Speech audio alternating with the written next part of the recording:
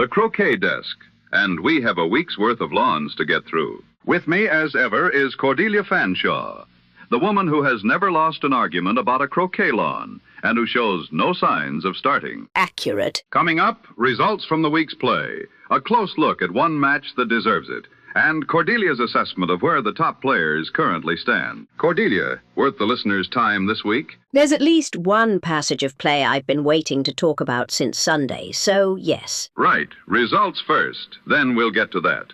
Results then, and England leads the week. The Dorset Open Golf Croquet Championship has been running through the weekend, and the GC Home Internationals alongside it. The Dorset Open draw threw up some tight finishes, several games decided by a single hoop, though the winners' names are missing from the data we have.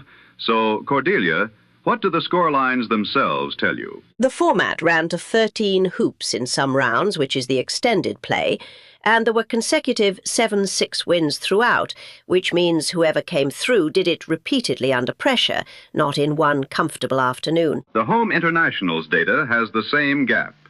Individual player names aren't attributed to the wins in what we have.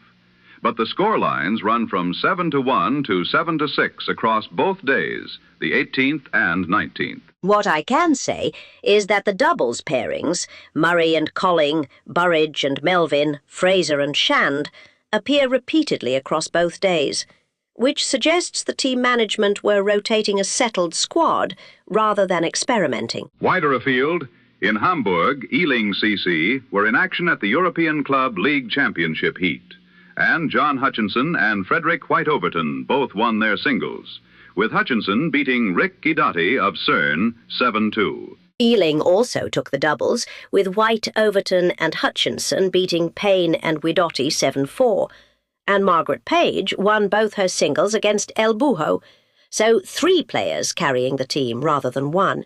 Match of the week, then, and it's Hamburg-Cordelia. Ealing against CERN in the European Club League heat, and Ealing took it. The singles were the story. Hutchinson beat Guidotti 7-2 and White-Overton beat Howell 7-6, so one was comfortable, the other was tight, but both went Ealing's way. CERN pushed back through Payne, who beat both Carter and Goodman in his singles, and Sexton took the doubles with Howell 7-6 against Carter and Goodman. That doubles result is the one thing that went CERN's way in the Ealing tie, and even then it was 7-6. Hutchinson 7-2 against Guidotti stands out on the sheet. That's not a close-run thing in a format where 7-6 is common. It is, and Guidotti lost to White-Overton 7-3 in the second singles as well, so CERN's top singles player had a difficult day of it. Final margin for Ealing. Singles and the one doubles win enough to see them through.